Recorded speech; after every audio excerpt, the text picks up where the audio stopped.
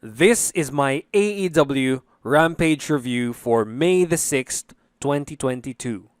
So the show begins with a tag team match between the team of Britt Baker and Jamie Hayter versus Ruby Soho and Toni Storm.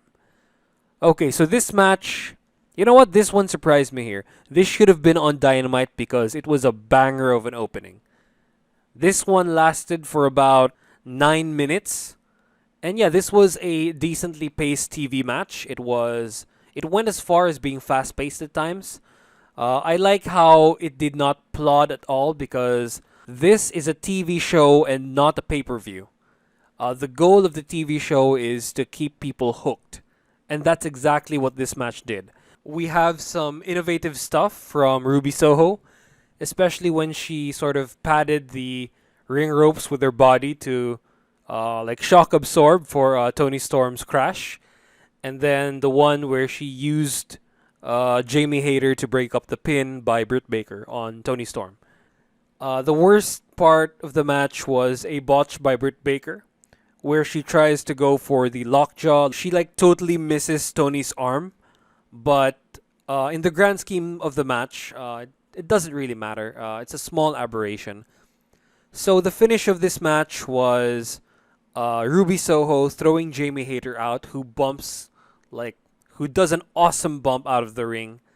And then Toni Storm does a roll up on Britt Baker, the most over woman in the entire AEW roster, and gets the 3 count for the win. I really like this match right here. It's a TV match, but it could have been on any pay-per-view as an opening. So yeah, so I would give this a score of like a 7.5 out of 10. So after this, we get a small segment in the announce table where Eddie Kingston calls in, and so he tells Excalibur to go fuck off, and then he addresses Chris Jericho like straight.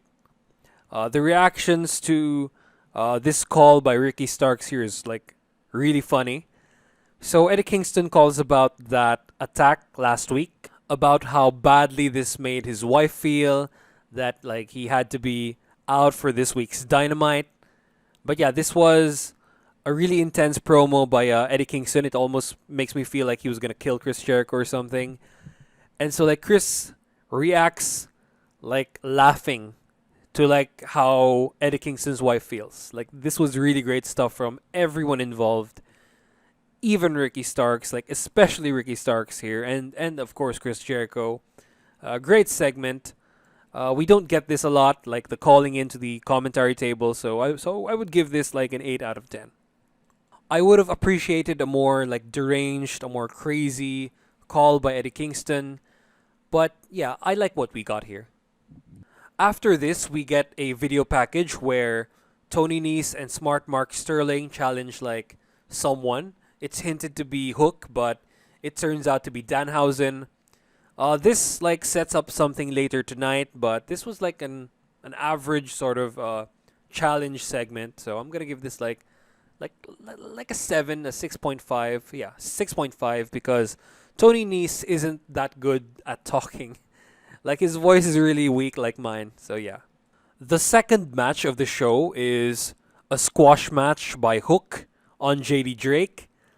And I hate squash matches, especially when like the one doing the squashing is like tiny, he's young.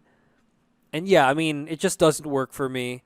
I want Hook to be like Taz eventually, but he has to like struggle to get there first. Like he should have like at least 5 minute or 6 minute matches where he like doesn't completely dominate someone. He like finds a way to like beat him. He struggles, but no, I guess we'll just Goldberg him like right away.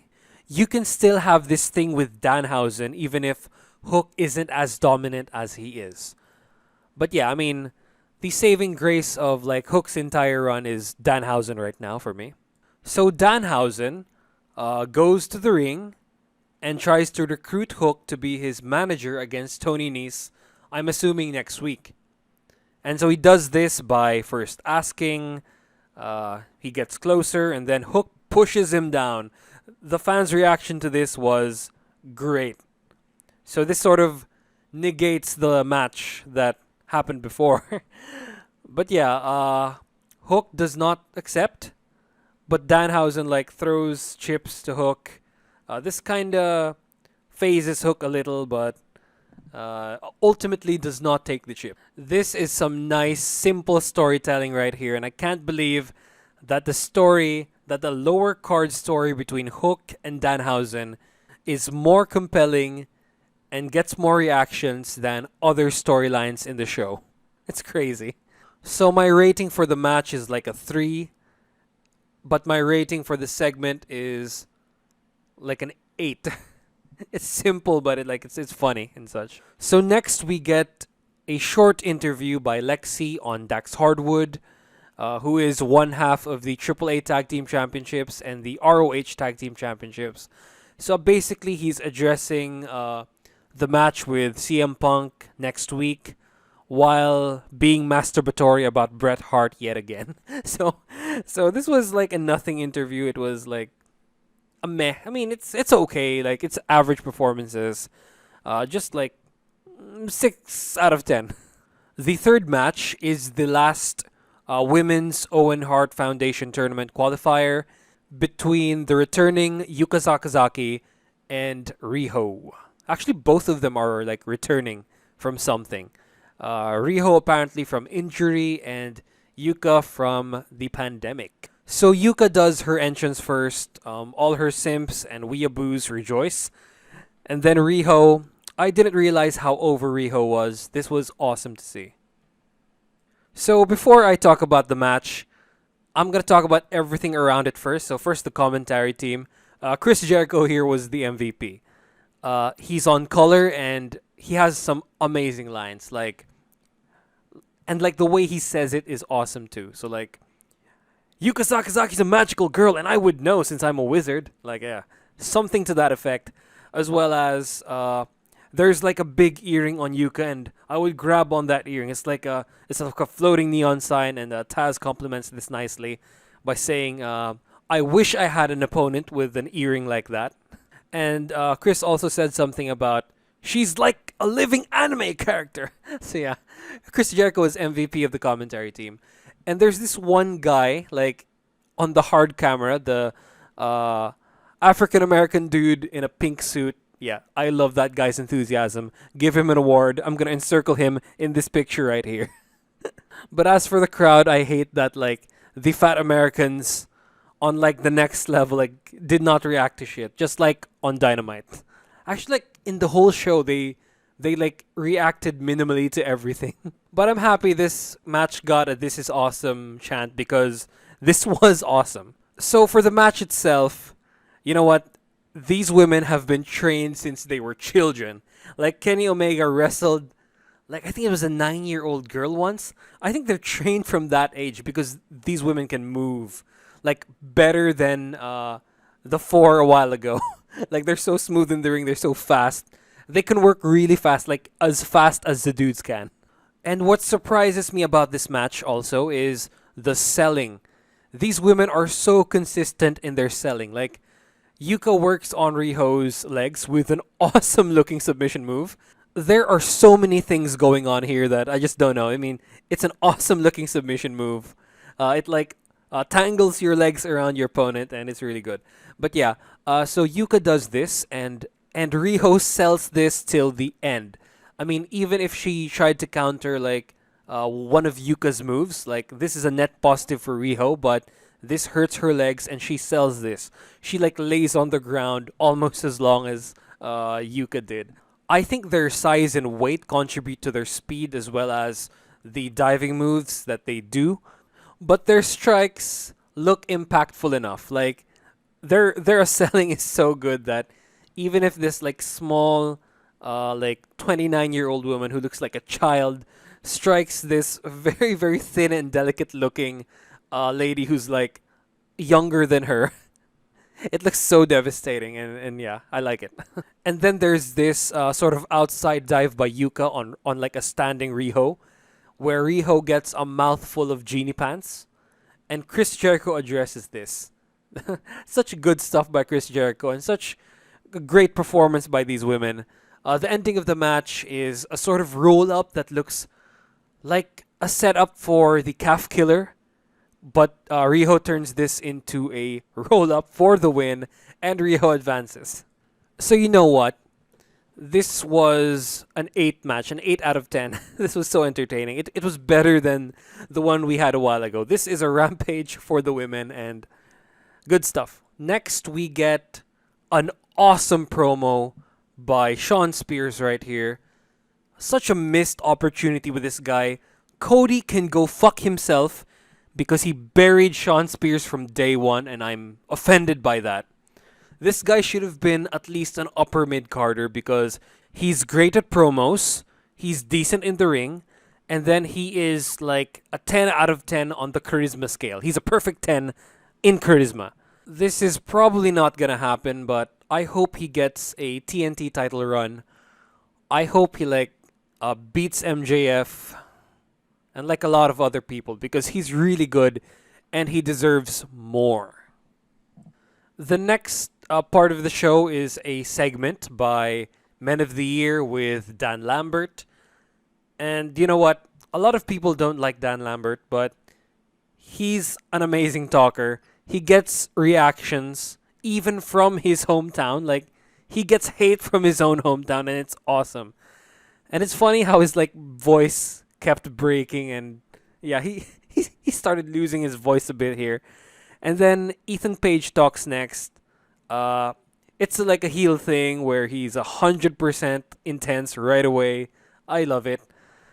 And then we get Frankie Kazarian, who comes in and asks for the shot from Scorpio Sky because of the promise. And then Scorp accepts, and this creates a rift between him and his Men of the Year team. This is awesome right here. I like where this story is going, but I don't like the too much slut shaming of Tay Conti. This is gonna do bad things for her, like in her career. So yeah, so this was a great segment. I'm gonna give it an 8 out of 10. Minus 2 points because of the over intensity of Ethan Page as well as the unnecessary slut shaming. They could just move past that and get to the title shot already. Bring back SCU and have them feud with Ethan Page. I'm gonna watch this storyline unfold more closely in the following weeks. And then we get a fight between Jungle Boy. You know what? It was more of an ambush by Jungle Boy on Ricky Starks, and Ricky Starks made this segment. His selling was very, very funny. Jungle Boy did a good job with the fighting, and he raised the FTW Championship with Taz opposed to this. And I love how over Jungle Boy is. If we only get the same with Luchasaurus, the world would be a better place. So I'm gonna give this it's actually better than the other segments. So I'm gonna give this a 9 out of 10 segment right here. After this, we get a very, very short pre-match segment setting up Konosuke Takeshita versus Jay Lethal. So I assume this was filmed before, but we're supposed to assume that this takes place right before their match, as they're making their way out to the arena. This was a weird place to put this segment. I would have put it earlier in the show because we just don't get this, a pre-match segment where they're cutting promos on each other backstage as they're making it out. This is weird. But this did its job. It gave more character to Takeshita, and Jay Lethal and Sanjay Dutt just owned this, just owned their promos. Satnam Singh looked menacing. And yeah, this did its job, but the placement is weird, and I think Takeshita is kind of still getting used to this American style of pro wrestling, these backstage segments like this. But he was okay. Some of his facial expressions were just kind of weird, but still good. About a 7 out of 10. And then I forgot to say that Mark Henry is doing so well as a backstage interviewer. I like how the crowd responds to him. Yeah, really good by Mark Henry as well. For the main event, as stated by Mark Henry, we have DDT star Konosuke Takeshita versus Jay Lethal. And my god, this was the best match in this week's AEW programming. It was so good. It felt like a Japanese event main event, a Japanese show main event. And yeah, this starts off with Jay Lethal entering with Satnam Singh and Sanjay Dutt. They make it seem like Singh is the biggest deal in this entire team, even if Jay's the leader. And then Takeshita comes in with a sort of mild reaction from the crowd since nobody knows him yet. And it's been a long time since he's been in like an actual AEW show that's not dark. And yeah, the match starts off with Jay taking control while the fans chant "Let's go Lethal," but then Takeshita wins them over by doing like a couple of arm drags, a side kick, and then like a masturbatory Ric Flair strut, which they both do. There was like a lot of masturbatory Ric Flair tributes here, but let's move on from that. Okay, so after this, after a couple of more moves, Takeshita jumps on Jay Lethal from the ring to the outside, and then he throws him back in. But before Takeshita enters the ring, he has a sort of stare down. He's sort of like afraid of Satnam Singh.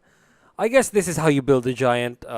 You make people scared of him, but I really don't know how you're gonna book him like against like these smaller dudes who are like in the main event.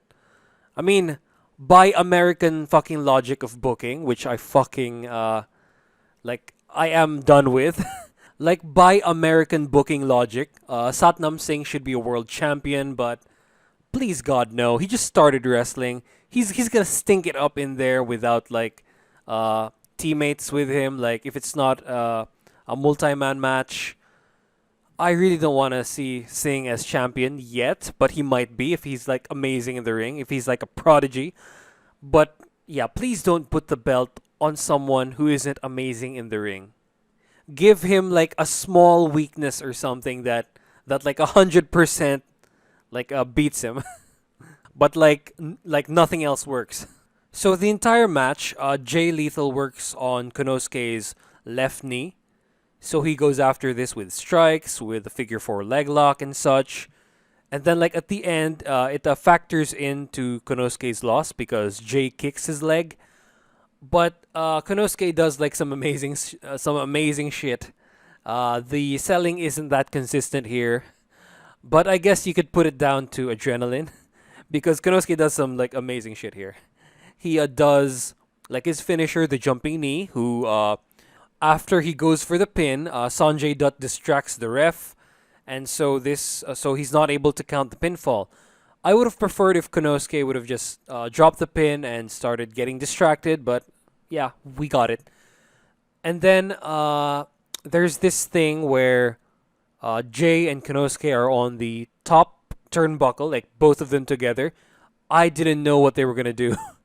I thought it was gonna be like a superplex or like a belly to belly from up there by Lethal because he's on the side of the ring itself while Konosuke is on the outside. But then Konosuke does a lariat off the corner. This is like some next level shit right here that we only see in Japan, and I love it. This match, and yeah, the ending.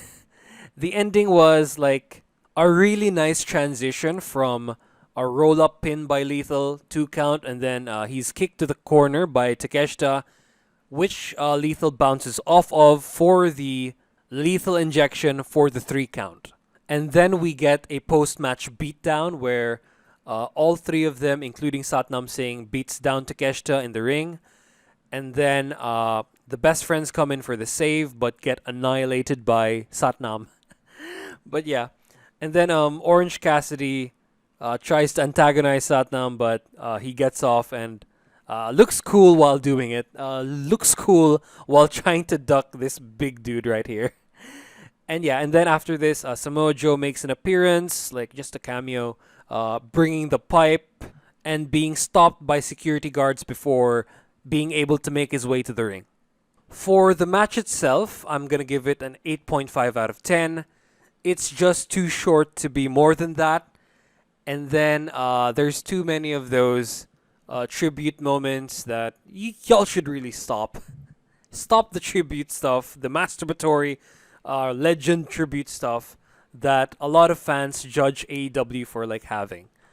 All in all, this might have been one of the best rampages that we've had so far. But it might not draw as much like viewers since none of like the biggest stars are in the show that have been like holding up Rampage's ratings. But who gives a shit? Come on, this was a great Rampage with amazing in-ring, like the best I've seen so far, and also like average to above average promo work. Who gives a shit about the haters, man? Those who just dislike the show because they don't know anyone, or maybe because CM Punk isn't in it, because Bryan Danielson isn't in it, or maybe because like a certain ethnic group is in the main event. And yeah, I recommend you watch this. This is a great episode of Rampage. And that's it. Like, comment, and subscribe for more videos, and click on that bell notification for updates on my next one. So yeah, bye-bye.